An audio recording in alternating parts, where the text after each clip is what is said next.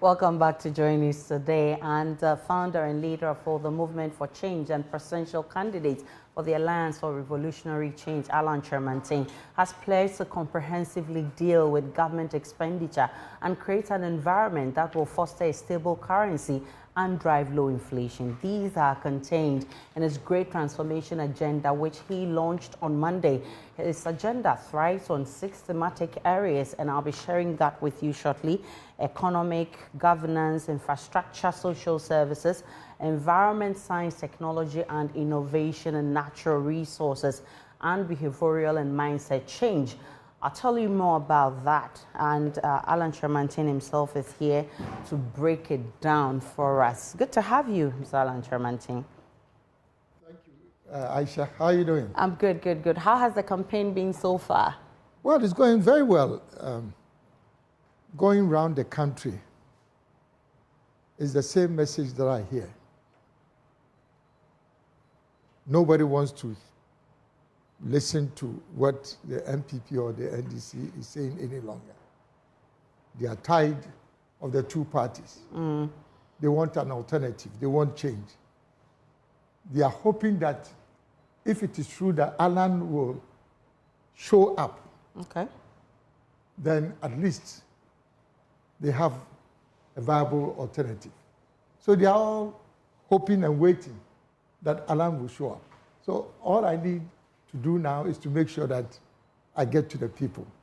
But I think that the goodwill is great and is organic. You can see it's very natural, you know. So now I have to make sure that I insert myself and then they will get to see me. You have some very interesting areas that you want to focus in that document you launched yesterday. Those 6 thematic areas. I want us to start with the economy. And with the economy, you talk about the drive for expenditure management and control. This, you and I agree, is being one of the biggest challenges we've had, government expenditure, which is leading us into many areas that we do not want. What have you identified as the issues, the problems and the measures that you have put in place to address this? Thank you very much. And just for clarification, just so that people don't get confused. Right.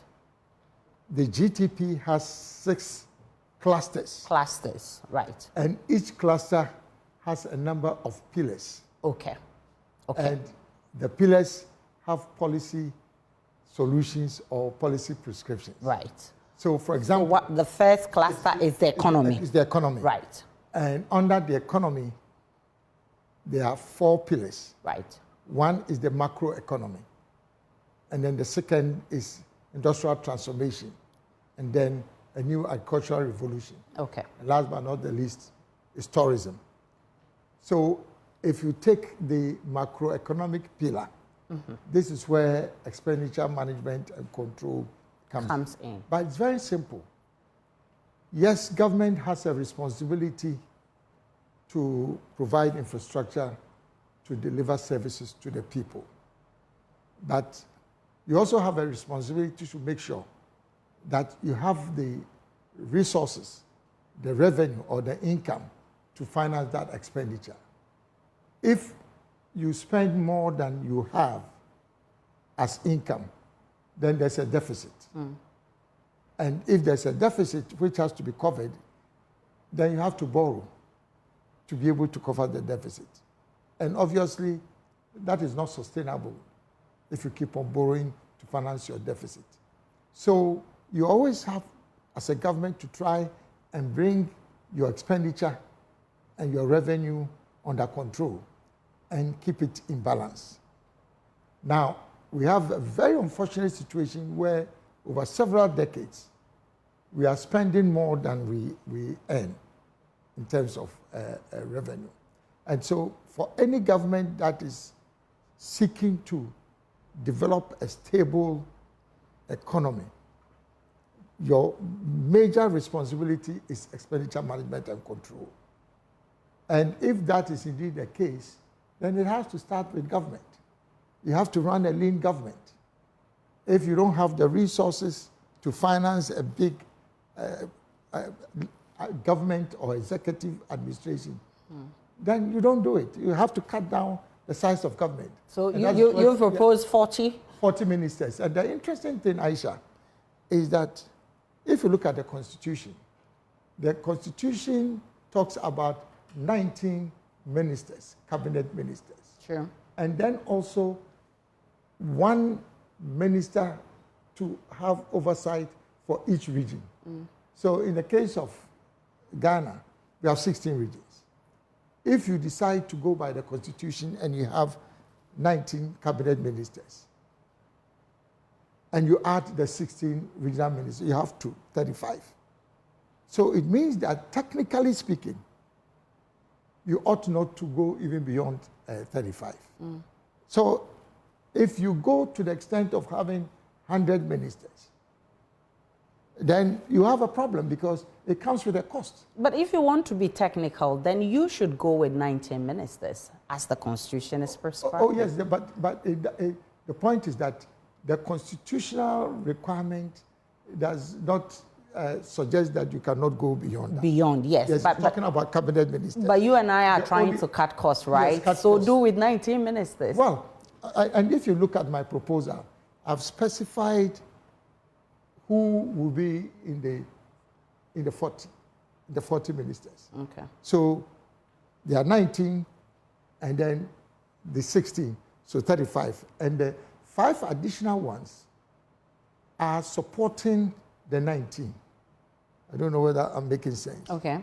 Because, currently we have deputy ministers. Some ministries have 3 deputy ministers, some 2, some 1. Now, what we are saying is that if you have a sense of running a lean government, which is the only way you can control your expenditure, then make sure that you reduce the size of your government. Right. And that's what I am proposing. Now, in which case we have 35 ministers and 5, we don't call them deputies this time, they are ministers of state. Okay. So And I've provided the list. If you go through the list, it's under the governance section. So you think that 40 will work out for you? Oh, not that it will. I have no choice. Than to work with 40 ministers? Yes, I have no choice. And you'll be able to achieve all of these that you've put in that agenda? But you see, if you go to some of the matured economies, those who have bigger budgets, I don't believe that any of them even have more than the kind of ministerial appointments that we have currently. So in my case, I'm hitting the ground running if I become president. And it's a question of optimizing the work of your ministers. Yes, I know. I have a plan that would take kind of, so it's a big program. There's no doubt about that. So you are right in asking whether my 40 ministers will be able to deliver that. To yes, achieve that. that's why if you want to be in politics, it's about public service. Okay. And you have to get it done. And at any point, you have a large public service, a large civil service. You have to make them work. You have to put them to work. So Aisha, it's about us as politicians, we have to get serious. Okay. You want to reduce taxes and you want to reduce import duties. Yes. The government under which you served imposed so much taxes on businesses, especially who keep complaining that their businesses are collapsing. Why do you want us to believe you if you pitch this to us? No, but I'm not here to speak on behalf of the government. Okay. You understand me? So I am the leader of my own movement. Okay. I'm contesting to become a president. And so I've put forward a plan. I want to speak to my plan. Okay. So if the current government, I'm no longer a member of the NPP, I'm not a member of the government. But you can't erase that from I your can't erase that. track record, from your CV. It's part of you're it. absolutely right. But what I'm seeking to explain is that I've been in government And I was in government with a certain sense of purpose. If at any point in time I do not believe that I can achieve that purpose, because I'm there to serve the people. Yeah. And so if I believe that remaining in the party and in government will not advance my desire and how I'm able to serve the people, then I should have the courage to come out. And that's what we need to do in Ghana. If it is not working, you come out. Okay.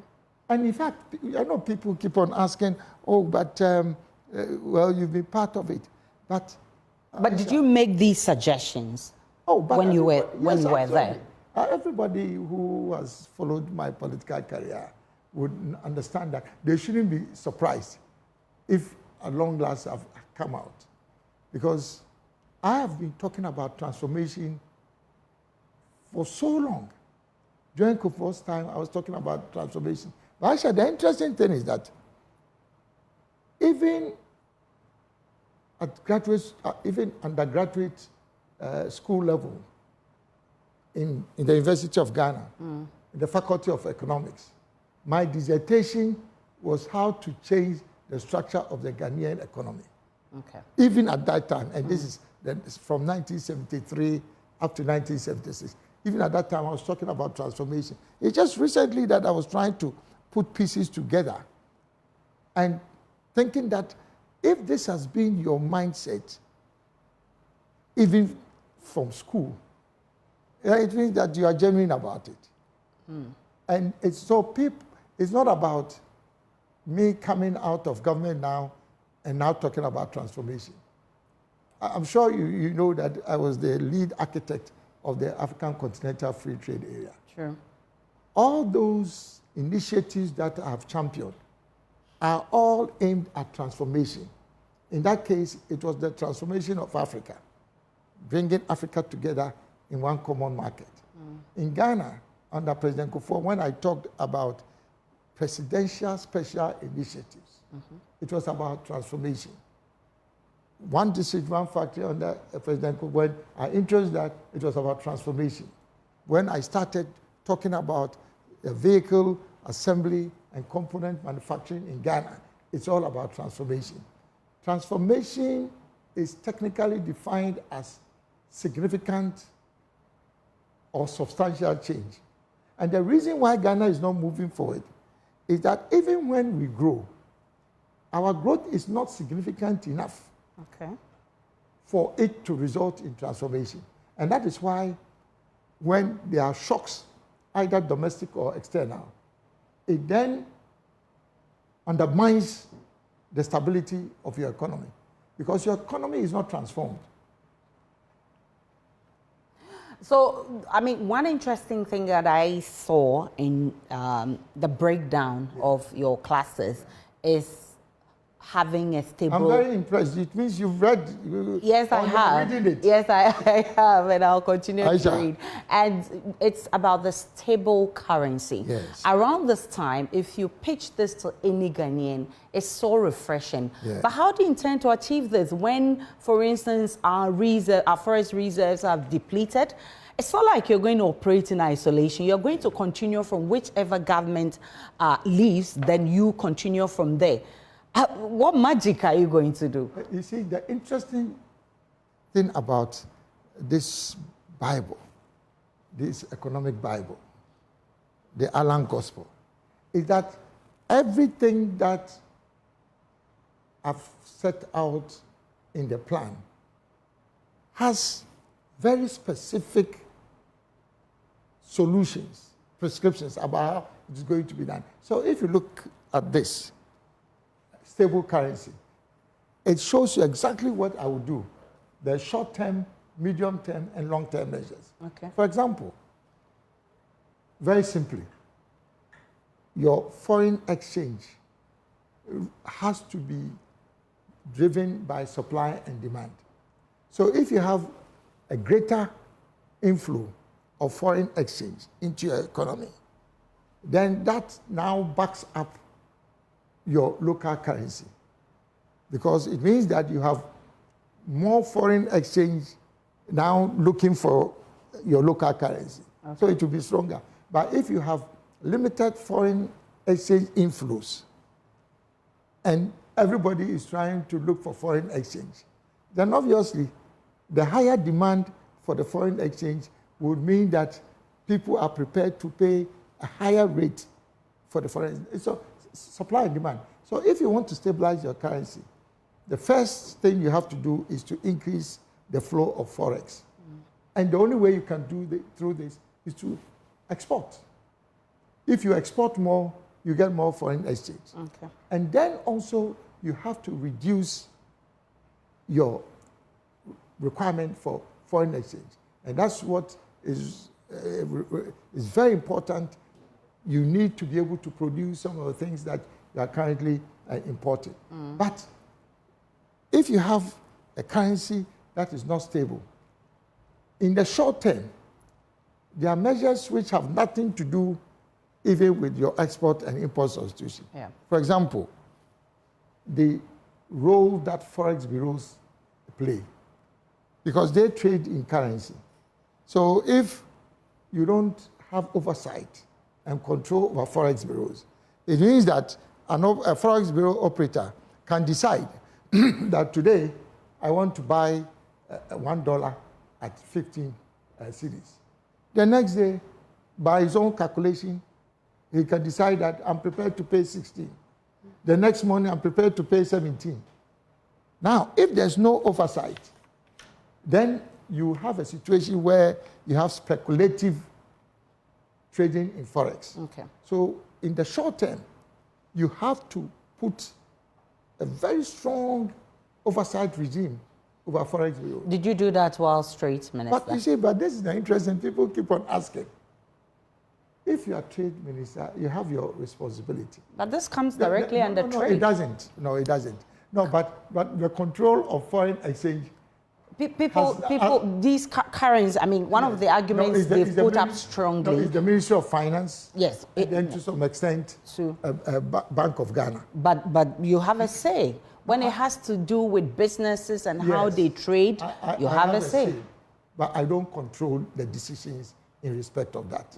But just to give you comfort, the reason why I have a lean government now is that I have proposed that we will combine the Ministry of Finance, Trade and Industry. Because that is... As one? Yes, that's one. That immediately solves the problem. Okay. Because as you're rightly saying, I deal with businesses, and my interest is to make sure that businesses survive. So if the cedi is depreciating, it affects my constituency, the business people. But I don't have control over that process, the central bank or the Ministry of Finance. If you combine the two, and you have a central bank that, though independent, is also working within certain parameters, then this becomes very easy. It becomes very easy to... In fact, we should not even get to a situation where we have a problem of unstable currency. I don't understand why we should wait for it to get to that point. But it's not just controlling the work of the forex bureaus or exporting. For example, if you export, you are required to bring your foreign exchange earnings from exports to the country.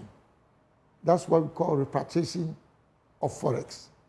Now, if instead of bringing the forex exchange into the country, you keep it in your offshore account, it means that you are denying the country the use of the foreign exchange proceeds. But if the regulation is enforced, then the repatriation of forex would increase the flow of foreign exchange in our economy. There are so many other solutions. But the bigger picture, the fact that we keep running back to IMF every time, what we've recently done is to actually defer our pain. What's your plan to actually fix this, just deal with it once and for all so we don't go back to IMF? Yes, the only way we can avoid not to go back to the IMF is for us to transform our economy.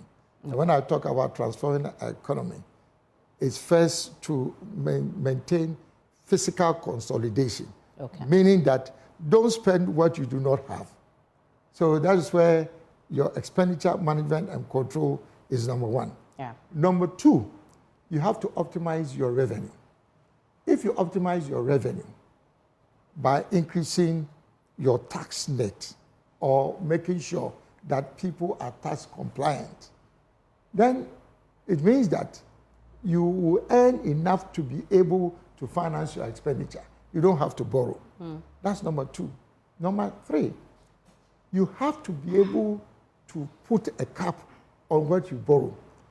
The main problem that we have in Ghana is that we are caught into what I call a debt trap, not death trap, a debt trap. Why? For what, decades, 50 years since independence, all governments have been borrowing. And what do they use the money for?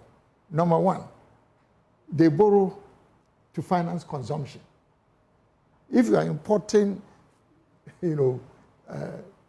consumables, and you need forex to do that, you borrow to finance consumption, or you finance to cover the expenses that you incur with a big government.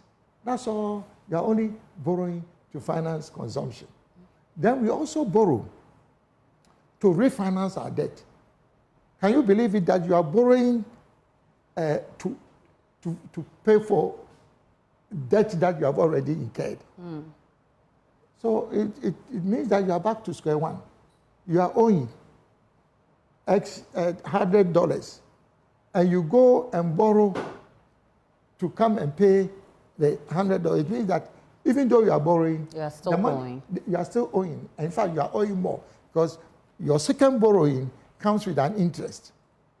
So if you are borrowing to finance consumption, and if you are borrowing to just pay for debt, and if you are borrowing to pay for social services, free housing, free education, it means that whatever you have borrowed does not generate any income because you are just spending, even though it is for a good purpose. So all of this you're talking about is a long-term measure. So that means that even under your government, we'll still go back to IMF until we fix our problems. So what I'm saying is that to fix your problems, you need a policy to deal with expenditure management and control, and that's what you have here. And here you find short-term, medium-term, and long-term.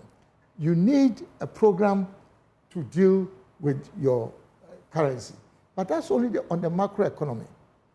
The other pillars in the economic cluster is industrial transformation, which I was coming to. Yes. So that also includes the economy. That includes boosting local industries. Yes, boosting local industries. I mean, at the same time, you want to reduce import duties. Yes. And businesses recently have been complaining about why people, the reason why they are not thriving is because people keep importing foreign stuff into the country. And so people don't have the taste for local stuff that they manufacture here. So you want to reduce import duties, yet you want to help transform the local industry. How do you intend to strike that balance? Basically, you are helping your local manufacturers and producers to be able to produce more. When people are importing into the country? So I'm saying that, so that is boosting local production. Okay. But at the same time, you are also trying to reduce imports. So in actual fact, you have two complementary policies.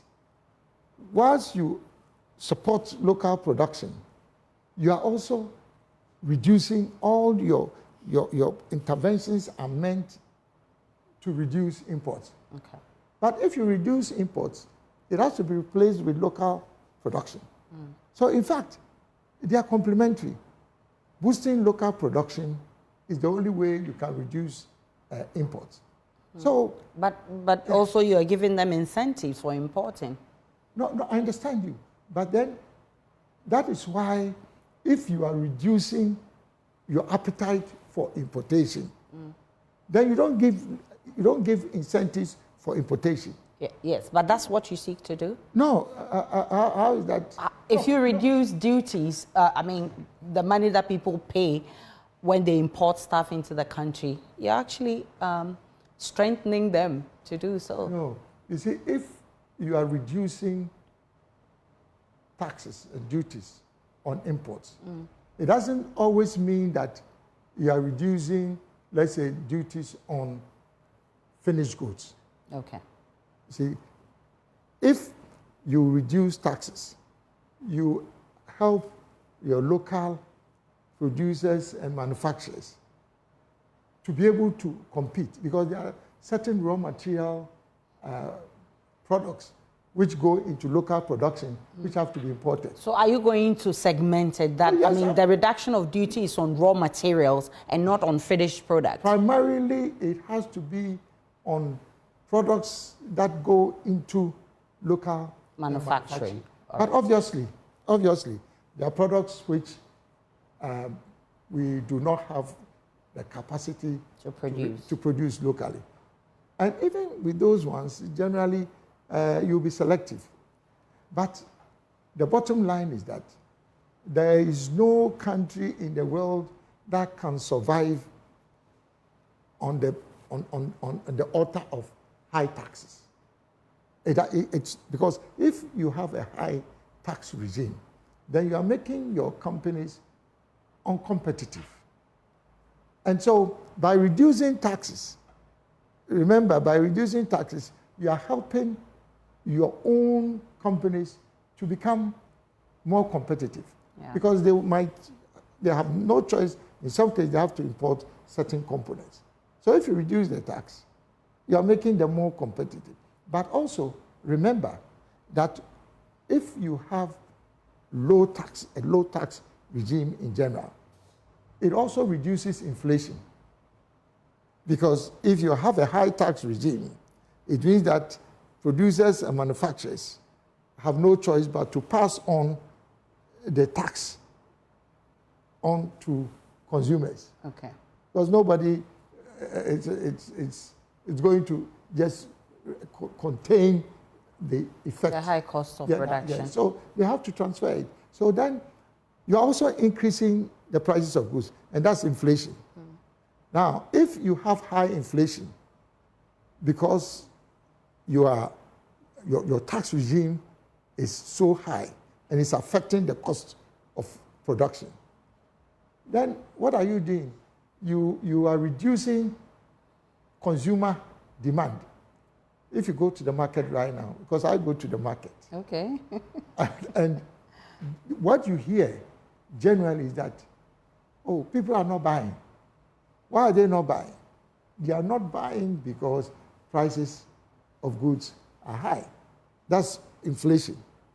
Now, if they are not buying, then it means that it's a signal to producers that you have to cut down on your production. Yeah.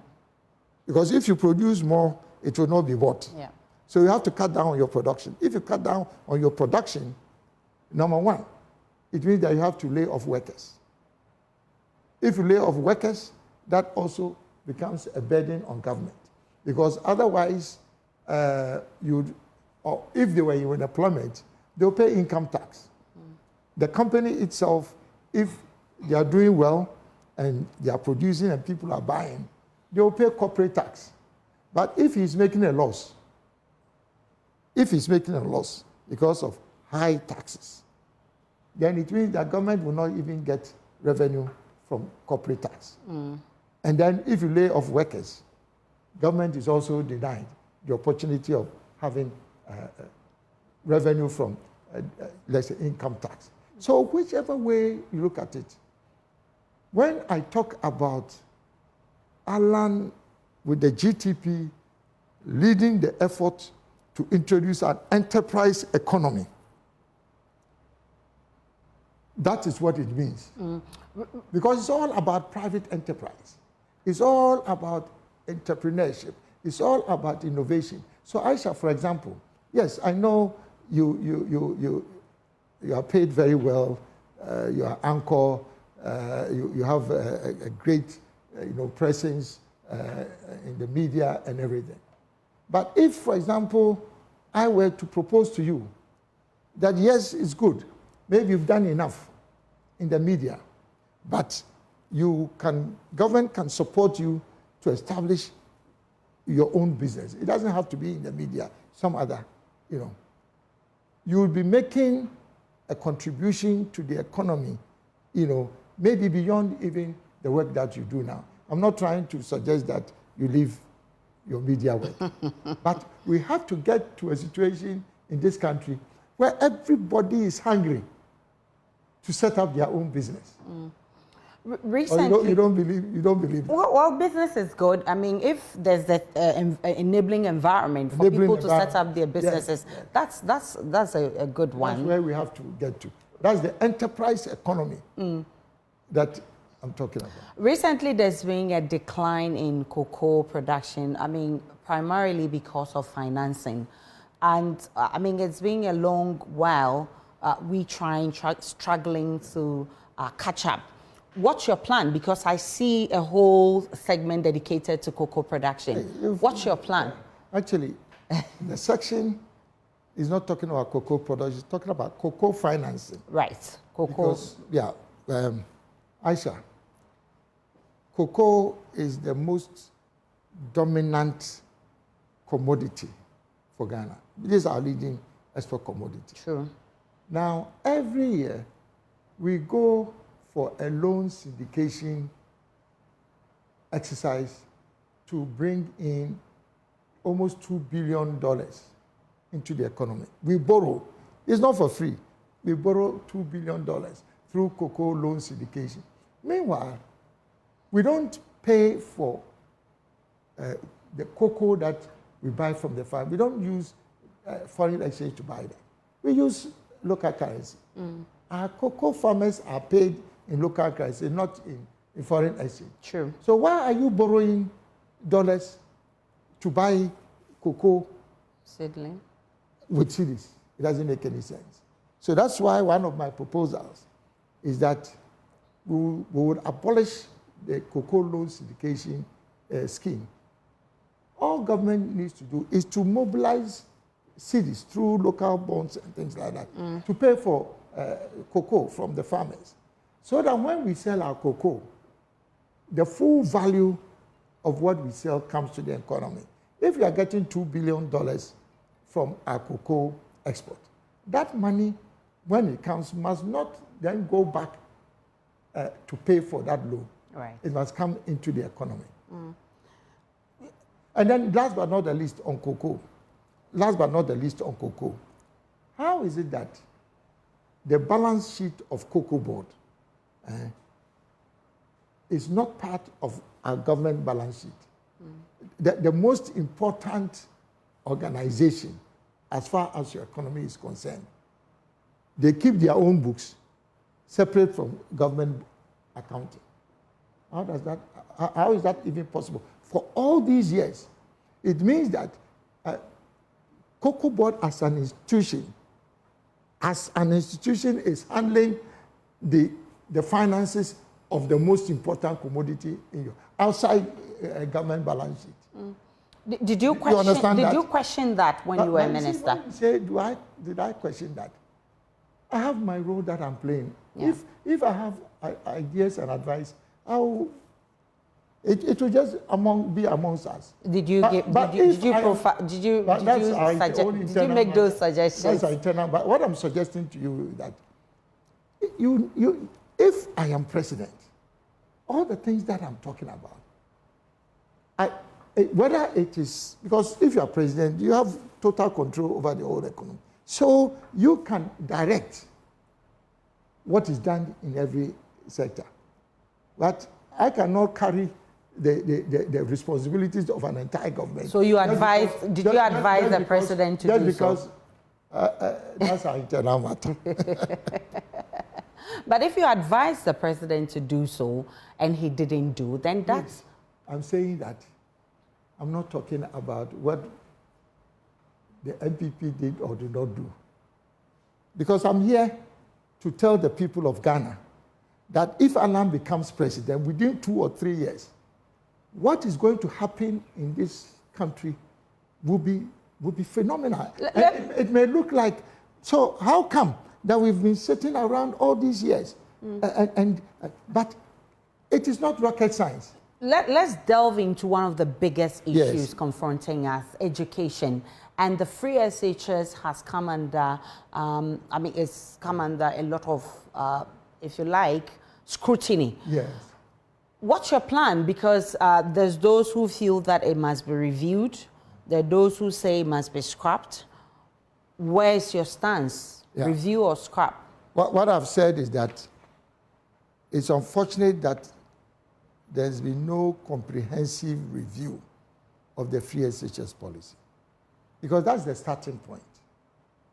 It's a good idea to enhance access to education for the people of this country.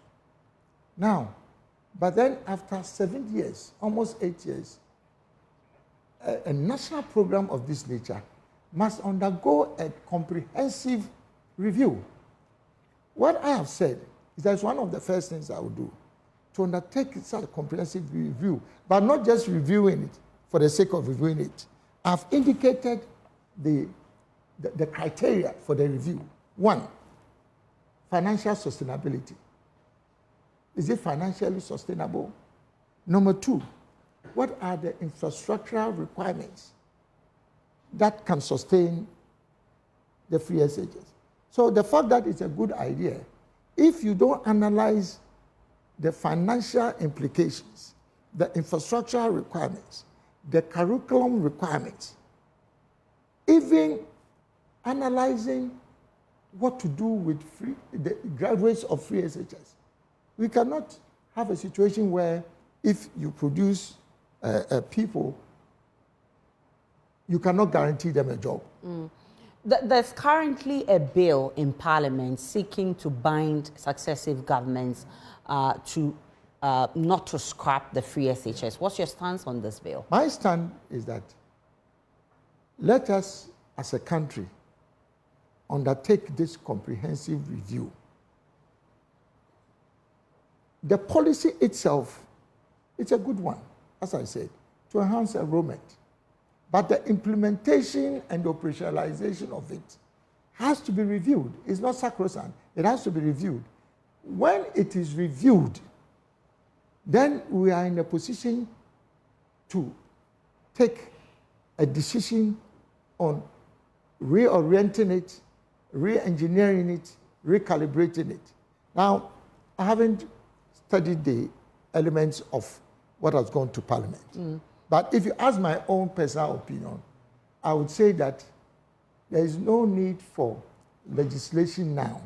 Let us undertake a comprehensive review and then make sure that if we are going to retain it, this is the framework now for operationalizing. At that point in time, then it will make sense for us now to have Parliament legislate on that. Because at that point, we have had more or less a very comprehensive look at the program. And then we can, as a people, decide that now that we know how to operationalize it, we can then legislate on it so that it becomes basically a permanent feature of our... Under your infrastructure cluster, you talk about reducing the housing deficit. I know that we've made some progress, but there's a lot more work to be done.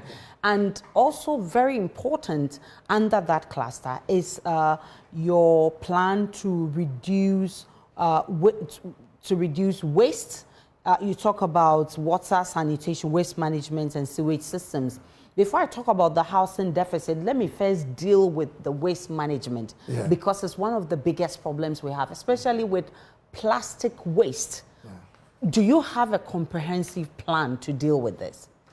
I have a policy to deal with it. Okay. Now, the policy will now be translated into a program and then projects. Now, the reason why you have to start with a policy is that my view, for example, is that the modern way of treating waste, either through recycling, generating energy from it, there are so many ways of dealing with waste now. There is no way that government can finance the infrastructure requirements for an efficient and effective waste management program. There's no way. It's not going to be possible. Okay. You can't even pay for your energy to keep your lights on. Mm-hmm.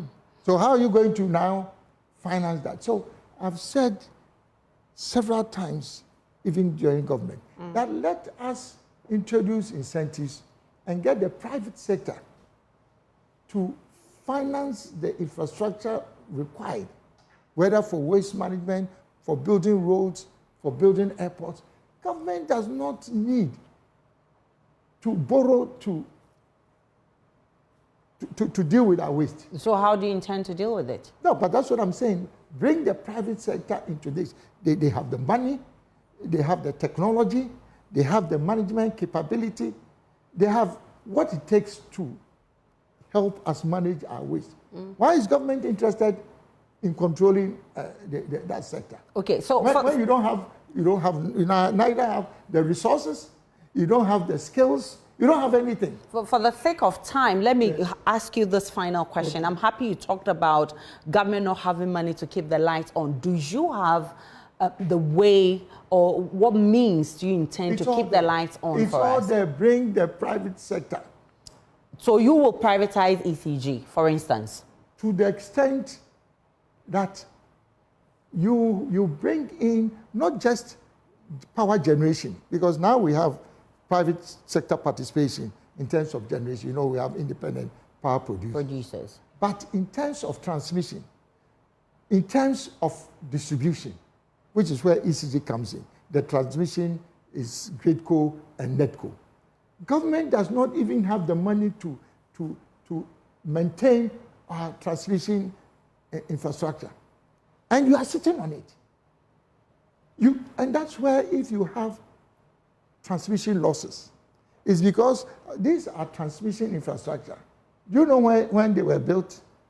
So many years ago. Not just the transformers, but the main transmission infrastructure.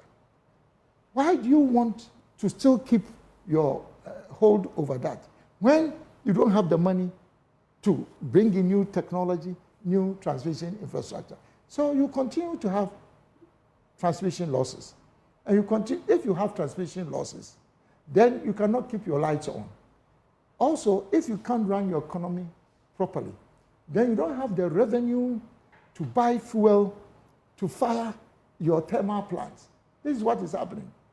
It's not just the fact that we are not investing in our transmission infrastructure or even building new, I would say, energy generation sources. No. Even the money to buy fuel or gas to fire our existing thermal is a major problem. It's a major problem because now we have a depreciating currency. If you have to import crude, and in some cases even gas to fire your thermal, and you have a depreciating currency, it means that you need more money now. Yep. So it is a cul-de-sac situation. It's a cul-de-sac situation.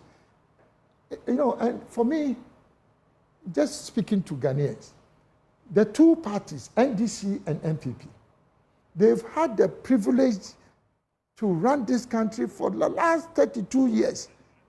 Both of them, they can't keep the lights on. So you will keep the lights on? And I have told you how to keep the lights on. By bringing in the private sector. But look, you have two dominant parties that have been in power for 32 years. You are going into an election in December. You can't even produce your not even a plan, even the manifesto, just manifesto promises. Just making promises. You can't even do that.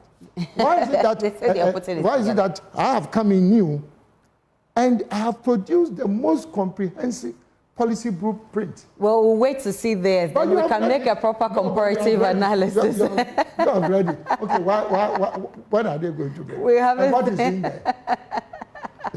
Alan Kyerematen, I'm so grateful that you were able to make it, and wish you all the best as you work on this transformational agenda. And in the coming days, and remember, I'm focusing on the young people, because people. Try and position yourself well. Oh, but me, you've already given me a position. I'll be a cabinet minister.